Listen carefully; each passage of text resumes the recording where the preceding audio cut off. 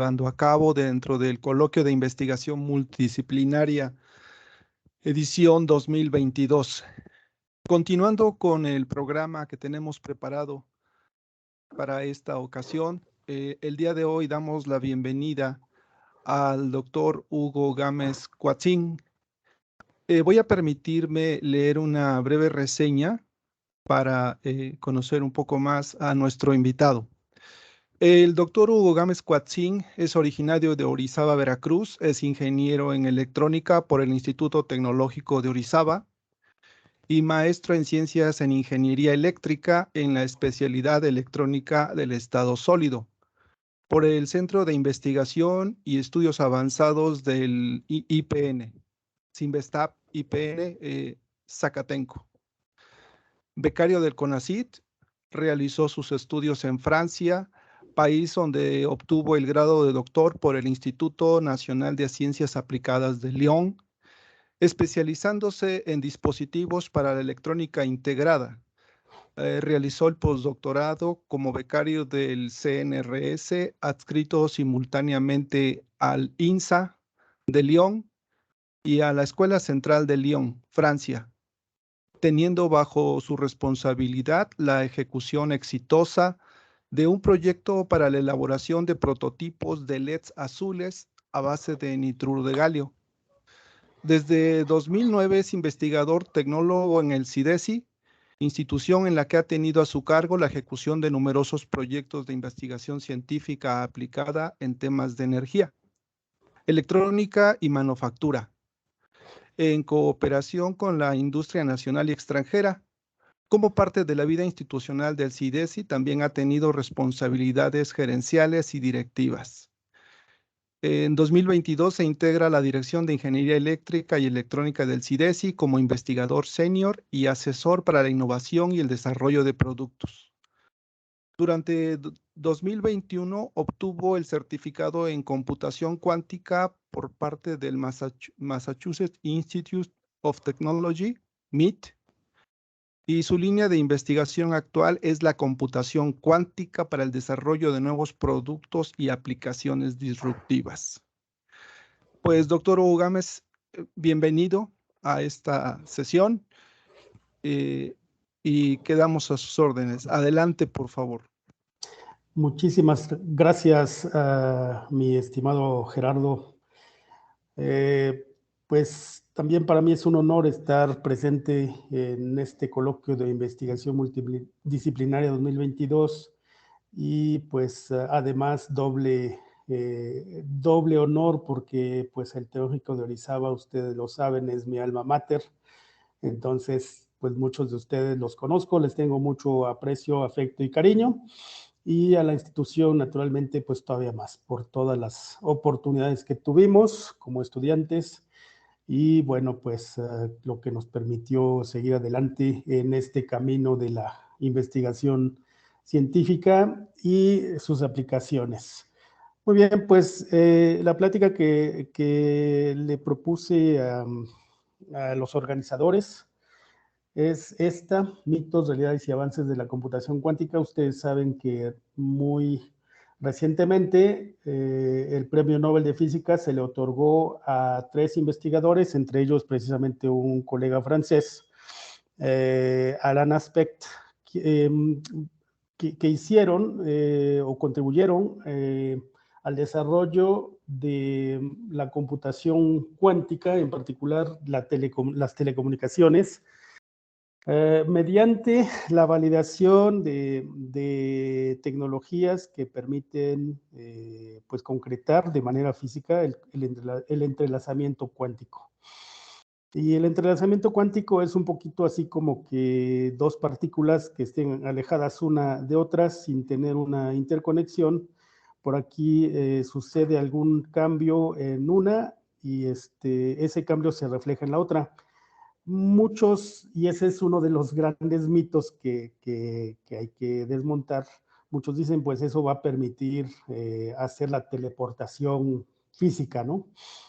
Estamos muy lejos de eso, no es así. Lo que sucede allí es más bien un fenómeno que tiene que ver con el entrelazamiento energético entre partículas y ondas, ¿no?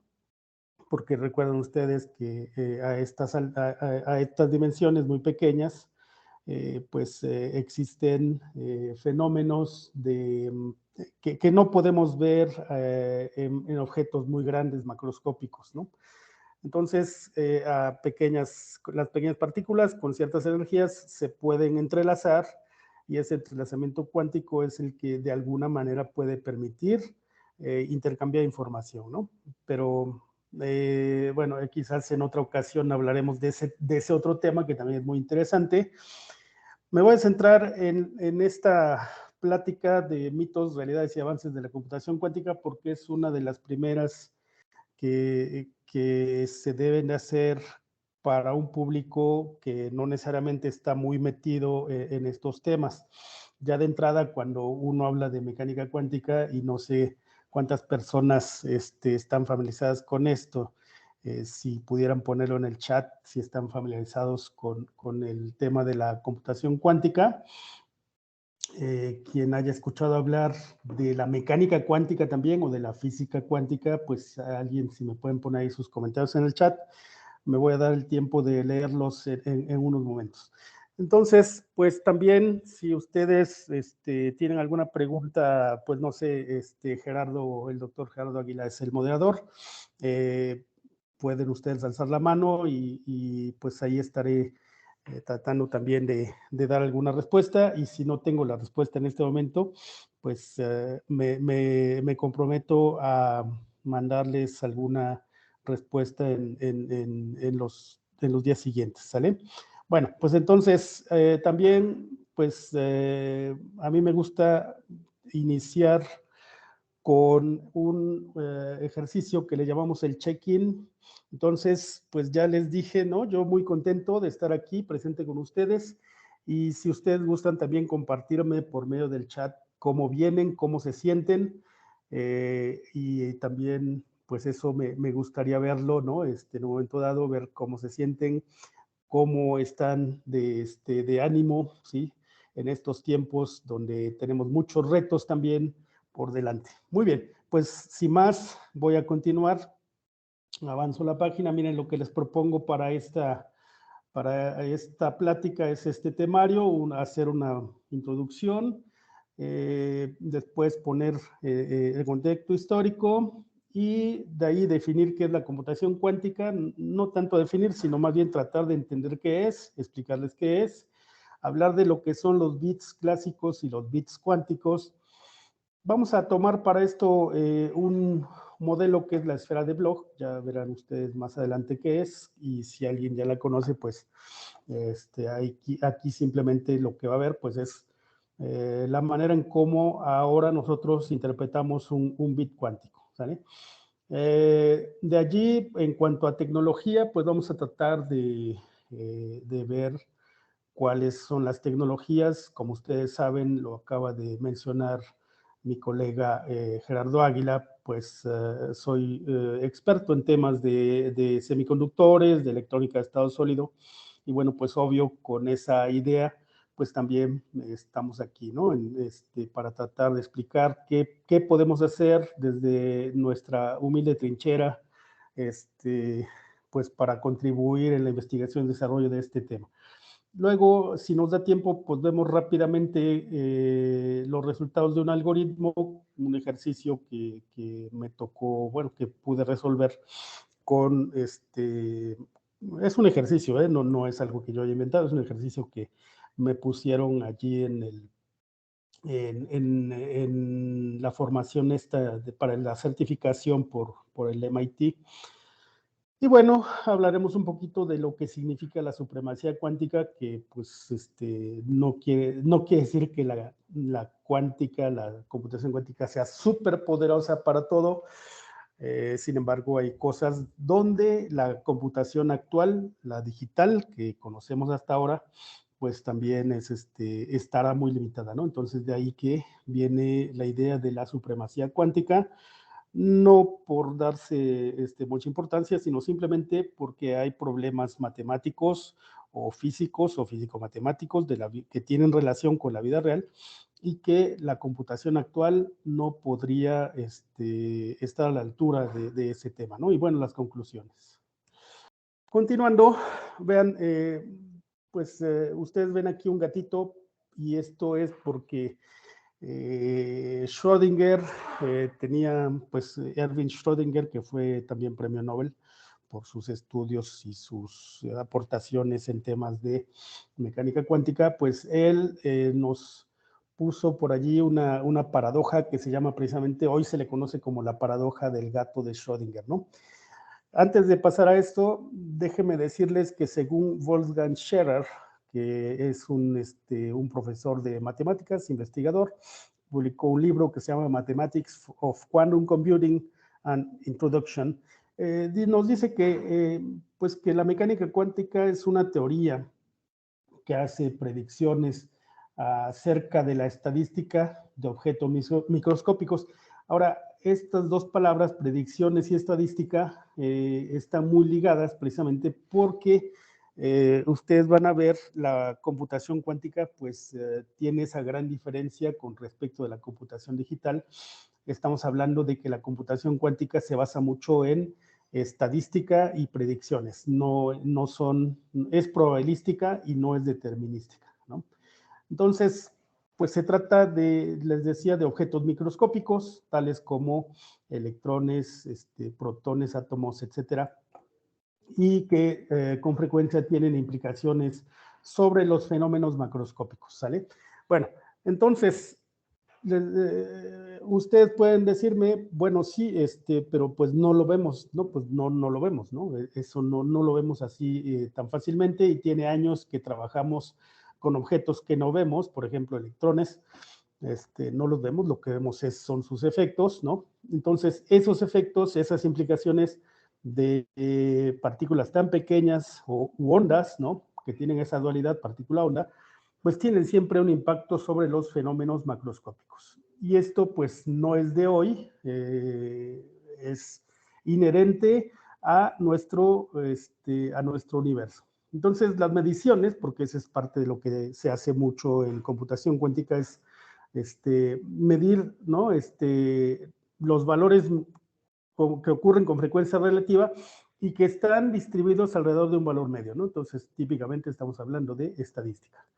Entonces, ¿qué es lo que se hace para poder hacer un experimento o un cálculo o la computación misma, ¿no? Por medio de métodos cuánticos, bueno, pues es la preparación de los, en este caso, de los bits cuánticos. Se hacen también de allí las mediciones y luego se calcula la frecuencia relativa y el valor medio que se obtienen. Y esa frecuencia relativa tiene que ver con qué porcentaje de ceros o qué porcentaje de unos aparecieron durante la medición, y si el porcentaje es muy elevado respecto de un estado o de otro, pues ya se dice que tenemos entonces más bien la probabilidad de tener un estado 0 o un estado 1, ¿no? Entonces, de ahí viene también que se considera que la computación cuántica pues también es binaria. Entonces, les decía, la paradoja del gato de Schrödinger tiene que ver con este experimento imaginario, que no fue realmente un experimento físico. Quiero decirles que ningún animal fue el maltratado, ¿no? Como dicen por ahí en las películas, ¿no? Ningún animal fue maltratado, simplemente Schrödinger lo que quería era imaginar y poner por ahí un poquito de picante, ¿no? En su plática y decirles a sus colegas, bueno, a ver, ¿qué pasaría si nosotros tenemos un gato encerrado en una caja? En esa caja tenemos un frasquito por allí con cianuro, ¿no? Y bueno, tenemos también un martillo que puede o no caer sobre el frasco, romperlo, y si se rompe, pues envenena al gato, ¿no?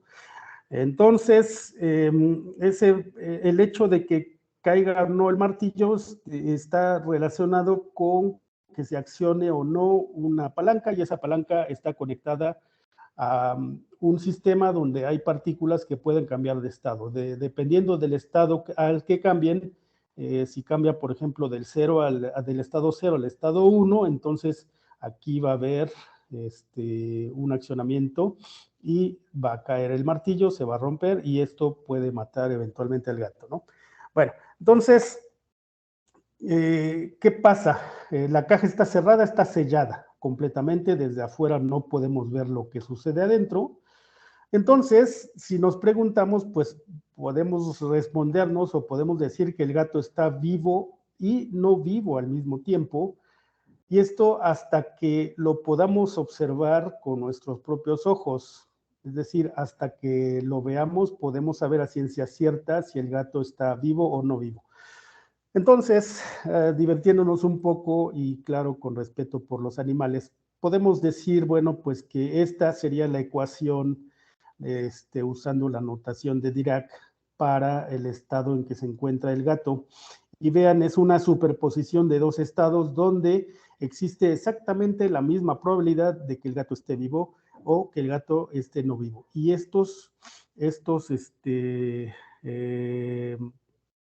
escalares que están aquí, porque lo que está encerrado aquí, en donde está encerrado el gato, es en una notación que lo que tenemos aquí entonces pues es un vector, ¿no? Es una expresión vectorial.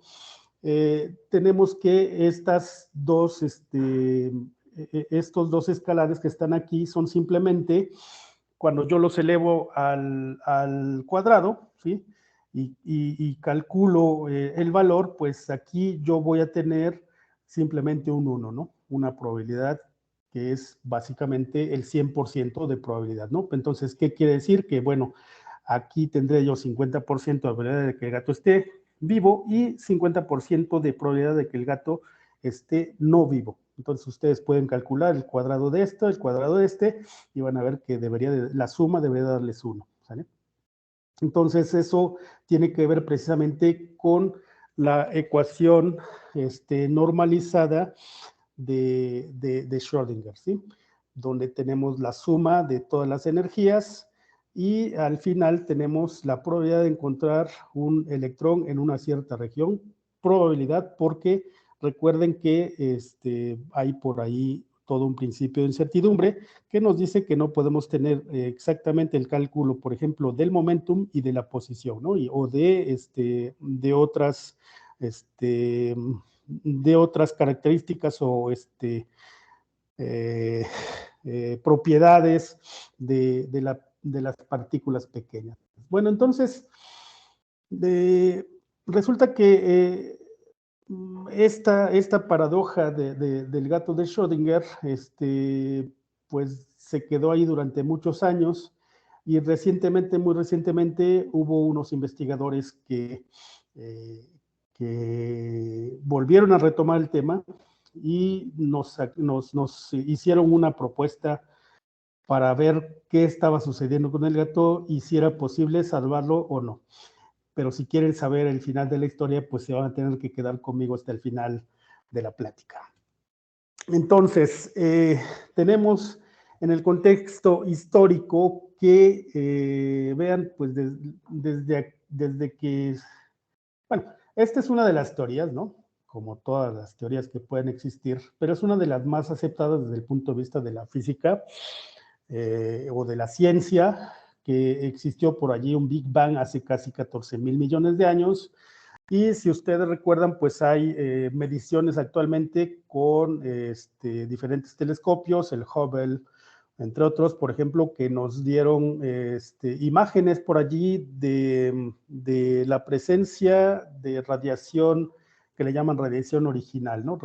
Radiación residual del Big Bang original, ¿no? Bueno, es parte de lo que sigue por ahí en estudio, no podemos saberlo porque pues no estábamos ahí, pero lo que sí se ha hecho es que, vean, son 14,000 millones de años, ¿no? Y cuando el Big Bang ocurre, hay una temperatura del orden de 10 a la 32 Kelvin, ¿no? O sea, 10 a la 32 Kelvin pues es enorme, ¿no? Nosotros estamos a 300 Kelvin, más o menos, 300 y algo, ¿no?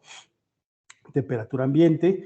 Existen energías entonces en este momento muy concentradas del orden de 10 a la 19 gigaelectronvolts, ¿no? O sea, son temperaturas y, y energías muy grandes, pero esto es al momento, o sea, realmente no es en el tiempo cero en que ocurre el Big Bang, porque ahí no podemos llegar. Aquí cuando nos vamos hacia atrás, nos vamos en potencias de 10, bueno, magnitudes, ¿no?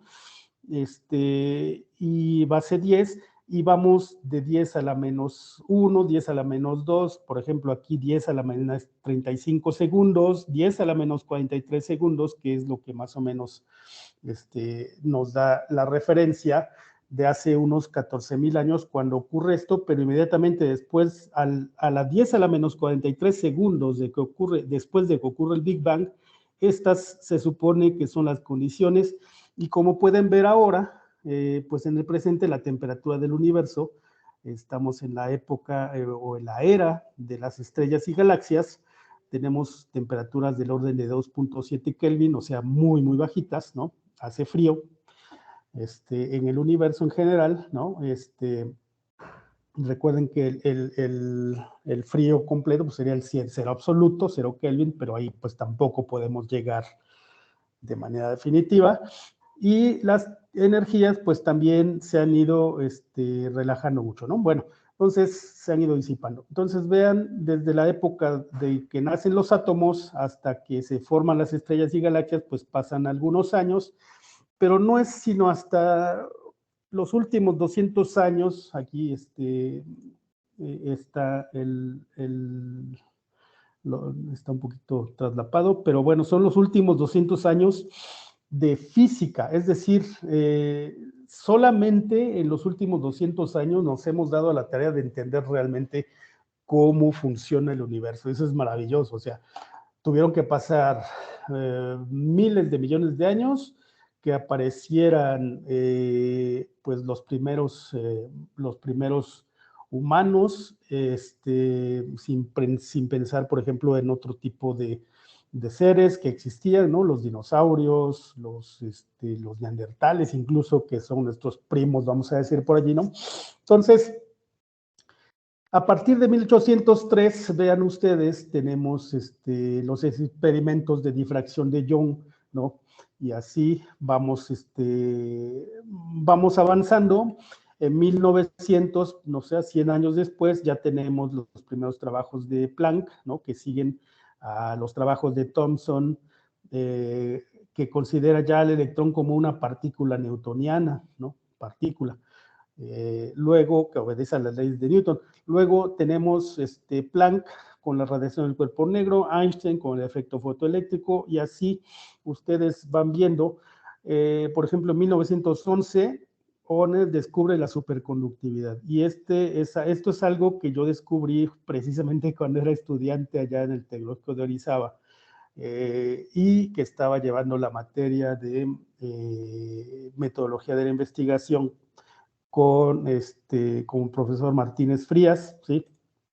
Y el hermano grande, porque recuerdan que eran dos, entonces con el mayor, y él fue precisamente el que me puso en este camino de la investigación, vamos a decir.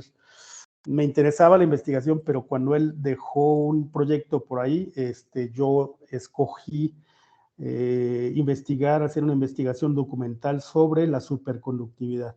Bueno, entonces, a partir de entonces ya no dejé este camino, y pues esto me trae de regreso a mis orígenes, ¿no? Que es la superconductividad, y es ahí donde descubrí la computación cuántica, y de hecho estamos hablando de 1988, y bueno, yo empecé en el TEC de Orizaba en el 86, me gradué en el 89, me titulé en el 90, y esto ha haber sido más o menos como por 87, 88, ¿no? Y en el 84 es cuando surge realmente, más o menos por esas fechas, el concepto de computación cuántica.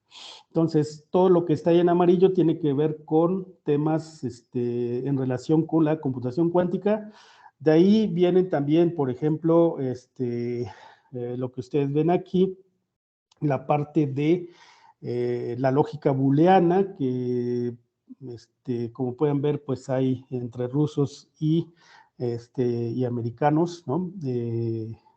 Que pues sigue cada uno por su lado, por su cuenta. Recuerden que antes no existía el internet y las comunicaciones no eran tan sencillas. Entonces lo curioso de todo esto es que estamos rodeados de un universo de ideas, y esas ideas de alguna manera van permeando a nuestro cerebro, y quizás tiene relación precisamente con con el entrelazamiento cuántico, ¿no? Bueno, es algo que hay que ver, no sé si es un mito o no, pues, pero finalmente hay investigadores que estaban trabajando en los mismos temas necesariamente, sin que tuvieran relación unos con otros, ¿no? Y eso es lo curioso de todo esto. De allí nos vamos, vean, todo esto fue también muchos avances, ¿no? En diferentes temas. Por ejemplo, lo que los electrónicos por allí, a veces no todos sabemos, pues que fue en 57, cuando Bardeen, Cooper y Schiffer sacan esta teoría de la superconductividad, pero también Bardeen, por ejemplo, trabajó en el transistor de punta de contacto, ¿sí? Entonces, son temas por allí que los investigadores de alguna manera van trabajando de manera multidisciplinaria, precisamente lo que es el propósito de este coloquio de investigación, ¿no? Bueno, les decía, en el 84 Feynman es quien por primera vez pone sobre la mesa de la investigación el tema de la computación cuántica, o más bien de la computadora cuántica. Él decía, ¿por qué no hacemos mecánica cuántica con computadoras? O por qué, todavía mejor, ¿por qué no hacemos computadoras cuánticas, ¿no? Entonces saca esa idea en 1984 y yo me entero por primera vez de esto en 1987, 88 más o menos. Y bueno, pues desde entonces, pues me dediqué al estado sólido, ¿no?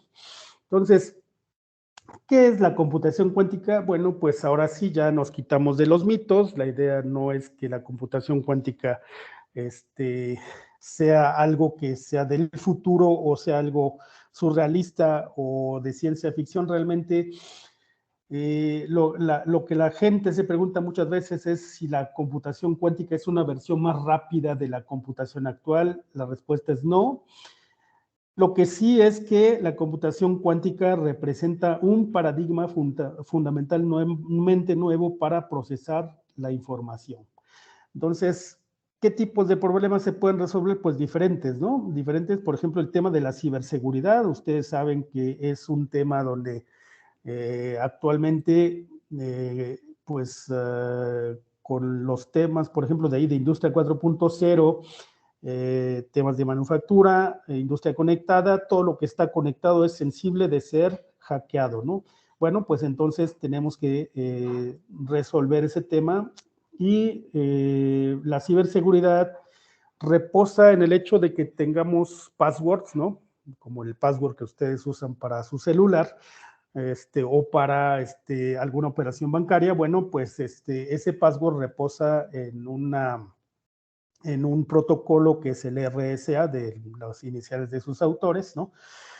Y ese protocolo se basa precisamente en calcular dos factores primos que multiplicados nos dan un número muy grande, ¿no? Entonces los factores primos tienen que ser también números muy grandes que multiplicados nos den 1, del cual al revés, tratar de al calcular de ese número grande sus dos factores primos que dieron un origen, allí es donde encuentra uno, como hacker, vamos a decir. Los hackers se encuentran con el problema porque no es tan sencillo, ¿no? Entonces, ustedes han visto en películas que se están haciendo prueba y error, hasta que por fin se llega a obtener el password. Bueno, o se van obteniendo los caracteres de cada password. Bueno, pues esto tiene que ver precisamente con ciberseguridad. Y si ustedes tienen una fábrica en la cual hay mucho equipo conectado a Internet, bueno, pues todos esos equipos son vulnerables. Ciencia de materiales, química, por ejemplo, aquí se puede hacer optimización química, se pueden calcular las energías de formación de las moléculas. Esto es interesante, por ejemplo, para los productos farmacéuticos. El tema del aprendizaje automático, es decir, hacer inteligencia artificial acoplada con mecánica cuántica también es posible. Se puede hacer optimización de procesos, etcétera, etcétera, etcétera, ¿no? Y vean, de 2019 hasta más allá de 2026, lo voy a agrandar un poco para que ustedes lo vean, ¿sí? Tenemos un roadmap de IBM, en este caso, que nos propone,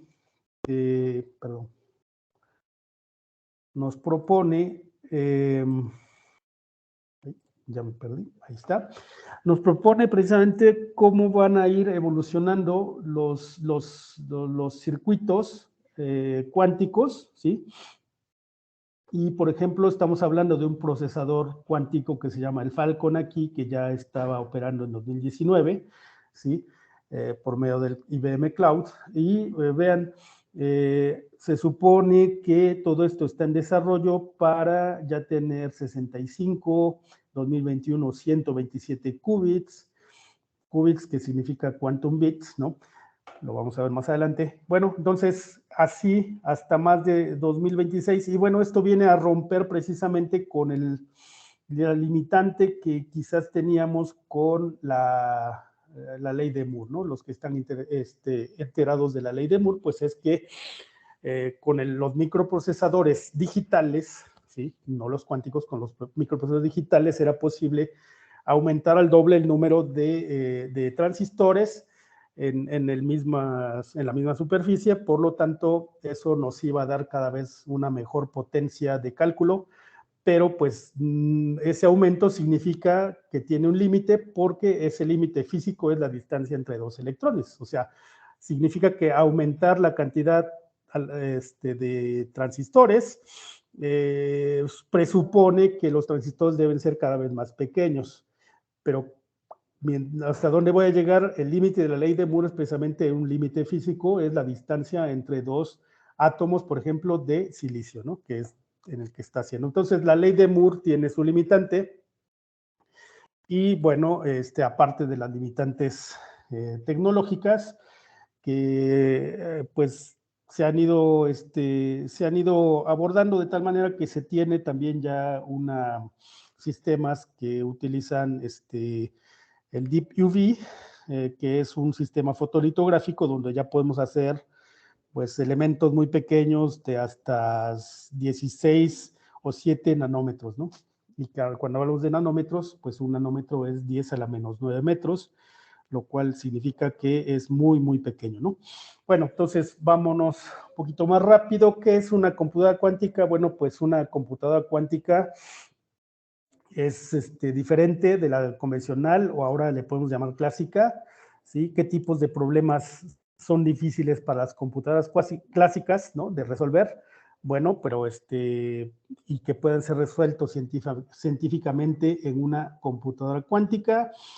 ¿Cuándo podemos esperar tener una computadora cuántica y cómo podría ser? Bueno, pues vamos a ir viendo poco a poco. Vean, en 1945 se tiene un escenario de este tipo donde ustedes ven personas que están supervisando o tratando de resolver algunos problemas.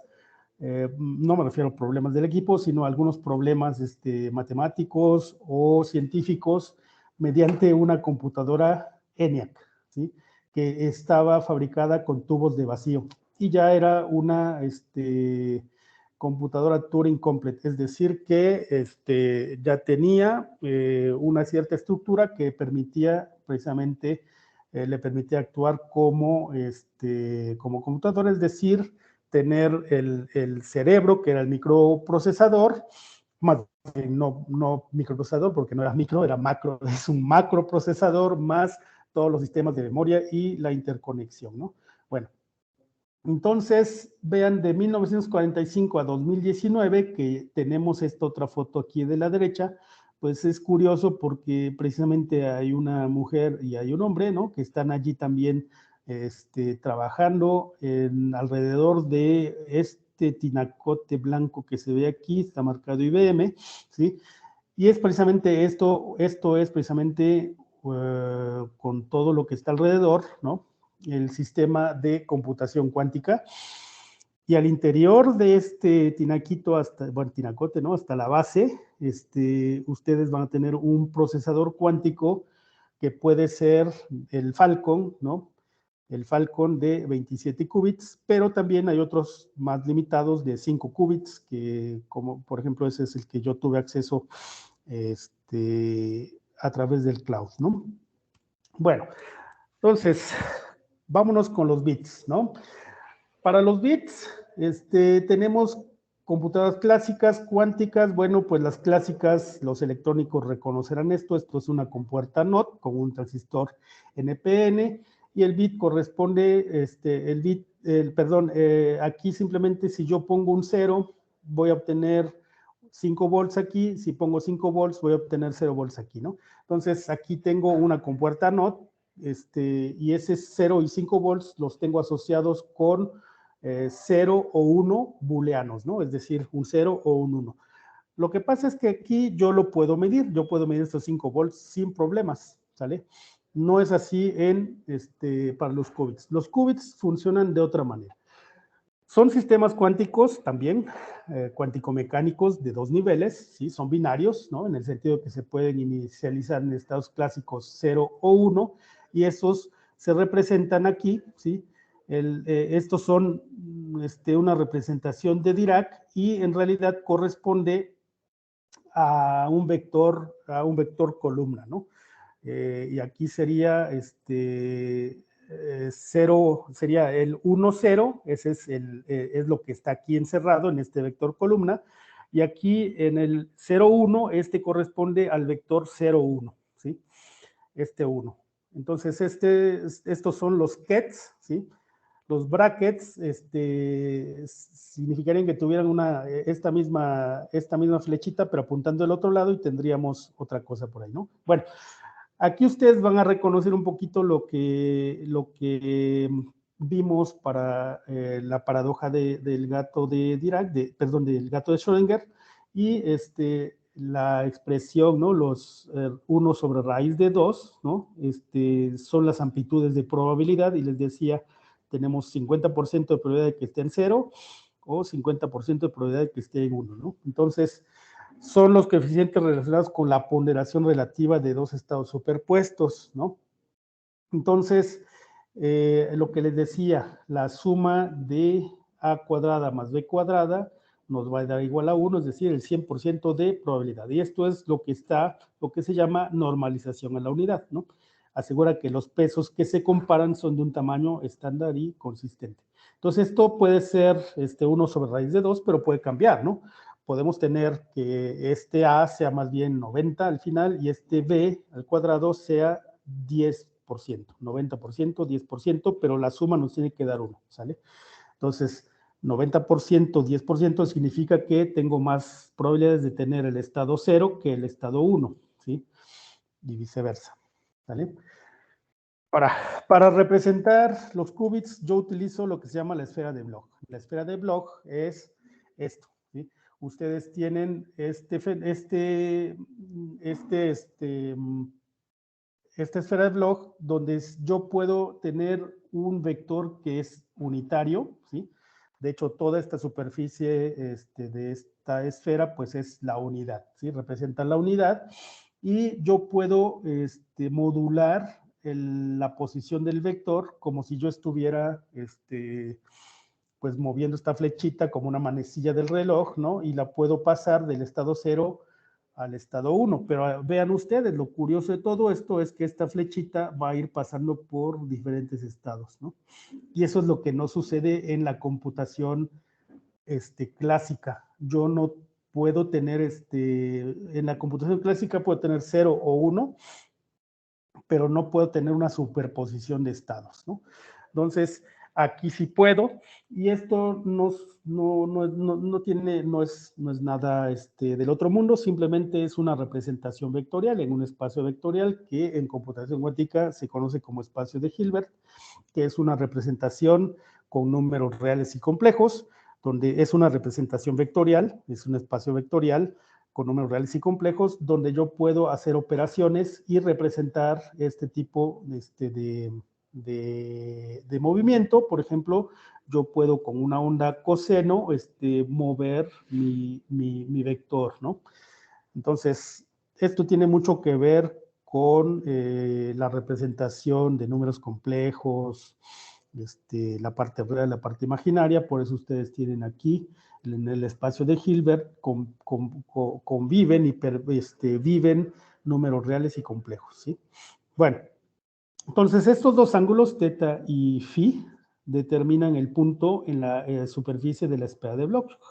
Yo puedo tener en un espacio tridimensional esta posición del vector, este punto definido por este ángulo teta y por este ángulo phi, ¿vale? Y eso es lo que yo puedo manejar con ondas cosenoidales y senoidales, ¿no? Bueno, entonces intuitivamente estos ángulos se relacionan con el globo terráqueo, donde en el norte tendría yo el 0, el estado 0, y en el sur tendría yo el estado 1.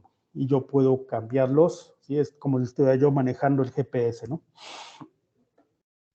Esto me lo voy a saltar, no tiene mucho sentido que lo veamos en este momento, pero simplemente es para decirles que yo puedo medir la posición de este vector mediante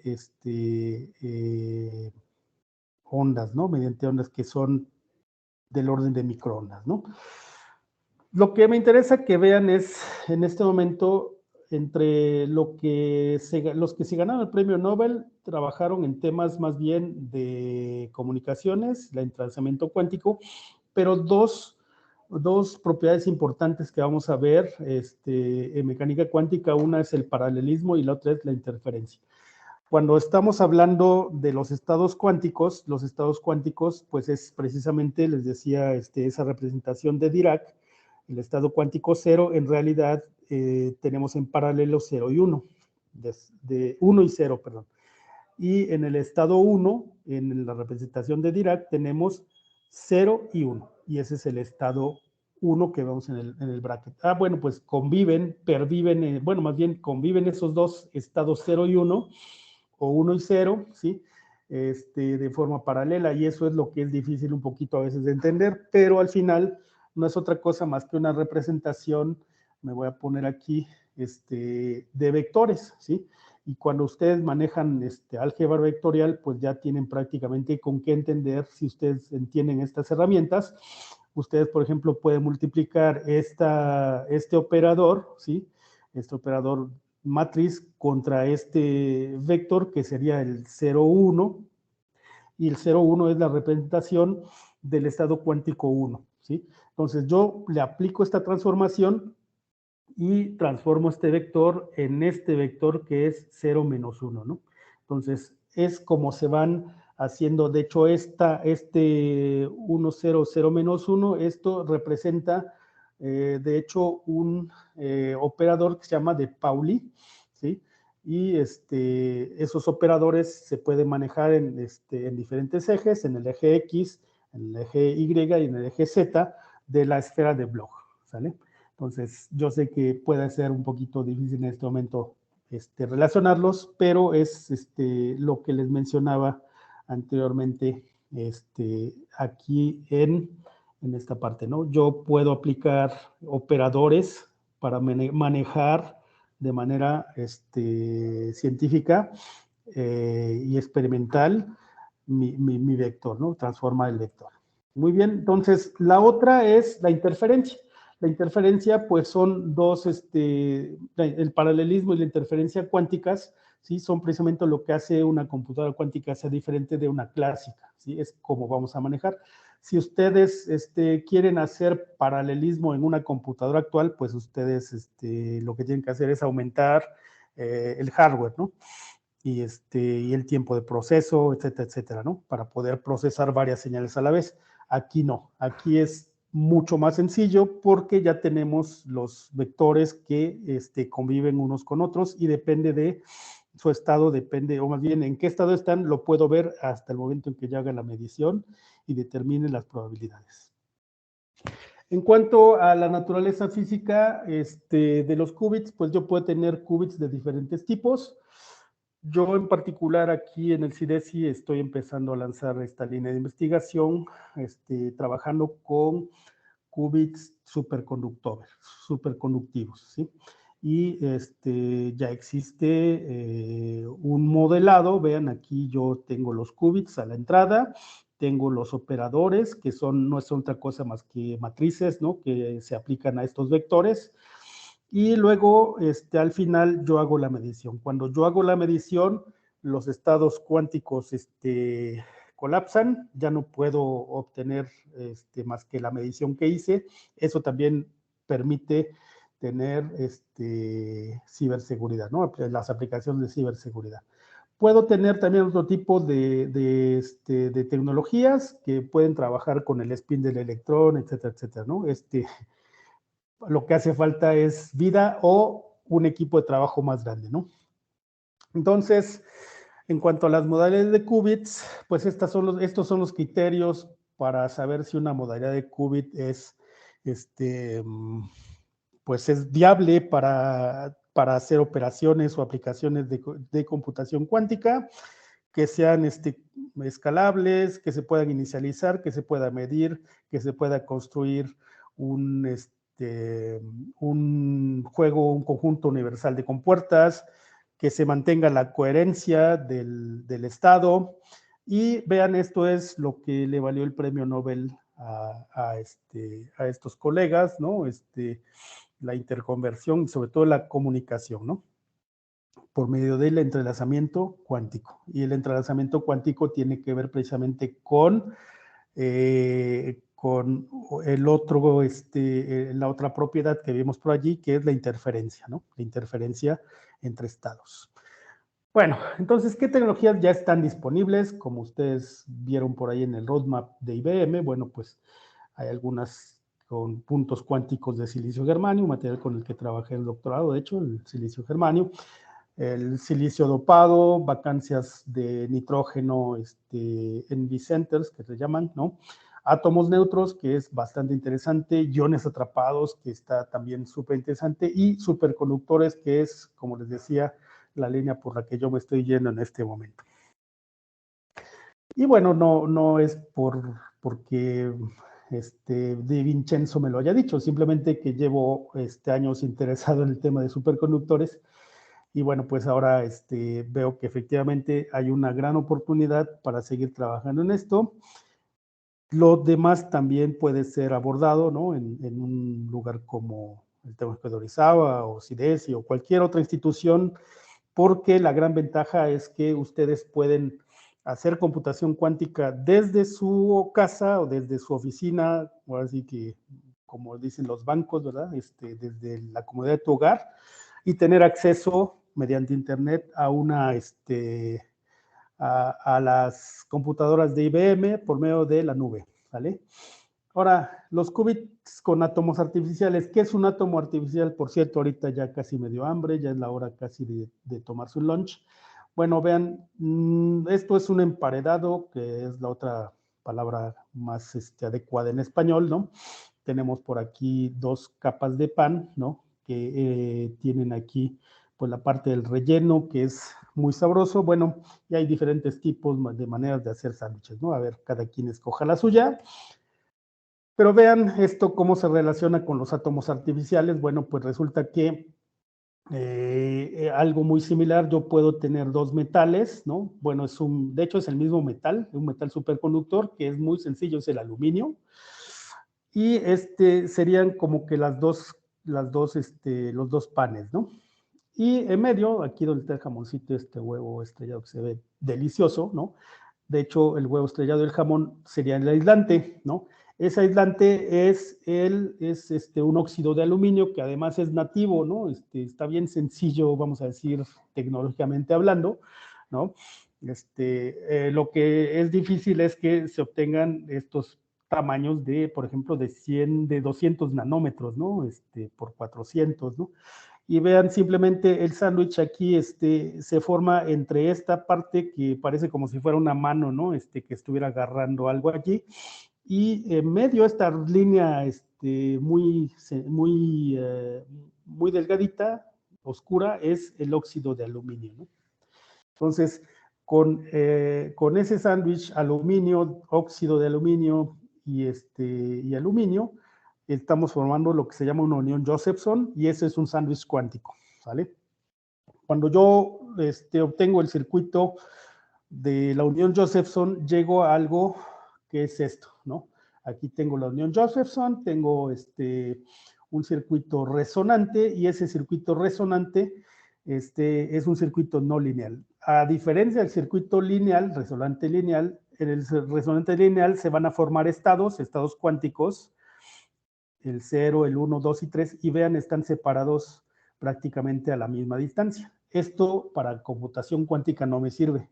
Yo necesito un circuito resonante no lineal que me permita tener estados separados de diferente tamaño, ¿no?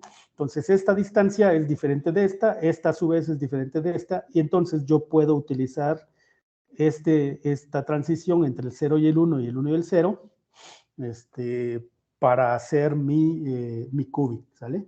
Entonces, por medio de ese sándwich cuántico, la unión Josephson, yo tengo mi qubit, y aquí está simplemente el recapitulativo de lo que acabo de decir, ¿no? Entonces, esto requiere mucho frío. Y recuerdan, la temperatura del universo es 2.7 Kelvin. Bueno, pues no es suficientemente frío para poder hacer funcionar un qubit. Y para poder hacer funcionar un qubit, yo necesito, pues, emplear una técnica que se llama el enfriamiento por dilución, que es como yo voy a lograr temperaturas del orden de unos cuantos milikelvins, que son los que me van a permitir pues trabajar mis computadoras cuánticas, ¿no? Por eso ustedes ven ese tinacote blanco que veíamos en la foto, es un refrigerador de dilución, así se le conoce, y la dilución en realidad aquí es como si yo estuviera enfriando café. Ustedes pueden ver el vapor que va saliendo del líquido. Bueno, pues es precisamente eso lo que se utiliza para hacer un refrigerador de dilución. Se utiliza deuterio y tritio líquidos, y lo que se va haciendo es ir soplándole, como si estuviéramos soplándole la taza de café para no quemarnos. Al estar soplando se va disipando energía, y va quedando abajo, ¿sí? Va quedando condiciones de temperatura muy, muy bajas, del orden de 20 milikelvins, ¿no? Que es lo que yo necesito. Y vean, retomo otra vez la foto, ¿sí? De IBM, y al interior, aquí hasta abajo, tenemos pues esto, ¿no? Aquí están los dedos fríos, y aquí voy a tener precisamente mi circuito, por ejemplo, aquí hay un circuito de 3 qubits, ¿no? Aquí al lado derecho, todo se ve laqueado de oro o con placa de oro, es normal porque se usa oro precisamente para toda esta parte, porque el oro es muy estable a bajas temperaturas, ¿no? Bueno, no todo es miel sobre hojuelas, puedo tener problemas con mis bits superconductores, puedo tener pérdida de polarización, amortiguación de amplitud, pérdida de fase, y sin embargo funciona, ¿sí? Entonces, eso es como se vería un esquema, ¿no? En físico. Y este es un ejemplo de un procesador cuántico. Ustedes lo que tienen aquí pues son los procesadores. Todo lo que ven ustedes aquí son interconexiones que son guías de onda, de hecho. Y aquí vamos a trabajar con microondas, ¿vale? Entonces, aquí lo que ustedes pueden ver son lo que les decía, mediciones estadísticas. Aquí, por ejemplo, aquí hay 500 mediciones, y ustedes pueden ver que puedo ir midiendo este estado cuántico, ¿sí? Determinando las probabilidades, ¿sí? Y yo puedo hacer esta simulación, y en naranja voy a tener el resultado físico medido ya directamente aquí, ¿no? Entonces, esa es la potencia que tiene el cloud de IBM, el cuántico, ¿no? porque les da a ustedes primero una simulación de lo que pueden obtener y luego lo pasa directamente a la computadora cuántica y les envía los resultados, ¿sale? Entonces, así fue como yo pude trabajar este algoritmo de Deutsche-Jozsa, que simplemente es determinar, es una curiosidad matemática, determinar si una función es constante, 0 en todas las entradas o 1 en todas las entradas. En este caso es balanceada, ¿no? Perdón, es constante, y si no, pues es balanceada. En este caso devuelve 1 para la mitad de las entradas y 0 para la otra mitad. Entonces, es como está planteado aquí. Me voy rápido porque ya estamos mucho sobre el tiempo. Pero al final, les decía, ustedes inicializan, ¿no? Tienen aquí sus vectores cuánticos, tienen aquí un operador, que en este caso es un operador Hadamard, que no es otra cosa más que una transformación vectorial por medio de matrices. Luego tienen aquí el circuito cuántico y vuelven a hacer aplicar otra vez un Hadamard. Todo esto va avanzando así de esta manera, ¿sí? Y al final se hace la medición y se obtiene si esto es constante o si esto es balanceado, ¿vale? Entonces, aquí está el ejercicio que yo hice, ¿no? En esta certificación, ¿no? Este es el programa, les puede recordar mucho a los que están familiarizados con una especie como de lenguaje ensamblador, ¿no? De hecho, es como un ensamblador cuántico, ¿no? Y vean, efectivamente aquí yo tengo, si la función es balanceada, devuelve 1 para la mitad de las entradas y 0 para la otra mitad, lo cual es lo que estamos viendo aquí, ¿no? Entonces, este es el circuito. Luego, si la función es constante, 0 en todas las entradas o 1 en todas las entradas, ¿no? Entonces aquí, 0 en todas las entradas. En la simulación es el azul, por eso de este lado ya no se ve color azul, pero vean, esto es lo bonito, iba a decir lo chido, ¿no? Este es lo bonito de esto, es que ven ustedes aquí la medición, ¿no? En naranja ven la medición y efectivamente vean, aquí hay algunos estados que aparecen, pues porque así es la física, ¿no? Estos estados aparecen, pero el que más probablemente sea dominante es el 0, ¿sí? 800 veces contra 100 o 50 de estos otros estados, ¿no? Entonces, eso es precisamente la potencia de la computación cuántica. En cuanto a la supremacía cuántica, esto está más ligado al hecho de que las computadoras cuánticas son capaces de resolver problemas que a las computadoras clásicas les tomaría demasiado tiempo y recursos resolver. En el anterior, en esta, pues lo que vemos es precisamente ejemplos de problemas. El juego de Go, por ejemplo, pues ya está estos son diferentes tipos de espacios, ¿no? Espacios polinomiales, no polinomiales, etcétera, etcétera. Y lo que vemos es que podemos obtener, en algunos casos, pues vamos a obtener una solución muy rápida, ¿sí? Con respecto de otros casos donde vamos a tener necesidad de aumentar de manera exponencial recursos, ¿no?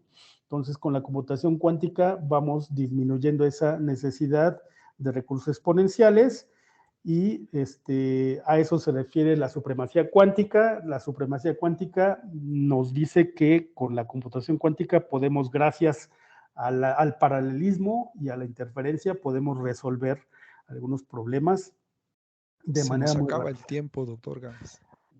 Pues ya se nos acabó el tiempo prácticamente. Nada más decirles que el gato de Schrödinger, de hecho, vive, porque algunos científicos, unos colegas científicos, determinaron que es posible,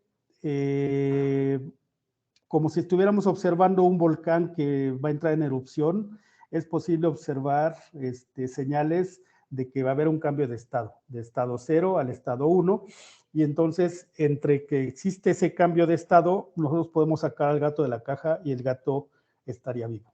Listo, muchísimas gracias, estoy a sus órdenes, estas son mis coordenadas, y si hay preguntas y comentarios, adelante, por favor. Muchas gracias, doctor Hugo Gámez. Tendríamos tiempo para una pregunta debido a que ahora sí que ya en el tiempo corrió. Entonces, no sé si en el chat estamos viendo si hay alguna pregunta. Sí, bueno, aquí los comentarios dice la física cuántica de parte de Víquez M. García 877. La física cuántica considera el estudio de partículas más pequeñas, efectivamente. Josefina Marroquín dice, hola, yo he escuchado física cuántica de algunas teorías, pero no abundo en ese tema. Y sin embargo, el tema se ocupa de ti. Esto es como la política. La cuántica tiene efectos sobre nosotros, ¿sí? Muchas gracias, nos encontramos estudiando. Muchas gracias, Mayra Corona. Carlos Alberto Pérez, no sé mucho acerca del tema, espero aprender un poco más esta mañana. Bueno, pues estos son los comentarios que tenemos en el chat, doctor Águila. Pues muchas gracias, doctor Hugo Gámez. A continuación voy a pasar a dar lectura al reconocimiento, el reconocimiento que tenemos, y que ustedes están viendo en pantalla. El reconocimiento dice así: el Tecnológico Nacional de México, a través del Instituto Tecnológico de Orizaba, otorga el presente reconocimiento a Hugo Gámez Coatzin por su destacada participación como ponente en la conferencia magistral Mitos, Realidades y Avances de la Computación Cuántica, efectuado dentro del marco del evento internacional Coloquio de Investigación Multidisciplinaria Orizaba 2022, llevado a cabo en el Tecnológico Nacional de Orizaba del 17 al 21 de octubre. Orizaba, Veracruz, 21 de octubre del 2022, y firma nuestro director, el maestro Rigoberto Reyes Valenzuela. Bueno, pues, doctor Hugo Gámez, agradecemos mucho la participación y a todo el público en general le agradecemos también su asistencia, invitándolos a continuar participando con nosotros. Muchas gracias, doctor Hugo Gámez. Muchas gracias a todo el público asistente por su interés. ¿Sí? Agradezco a todos a nombre del comité organizador.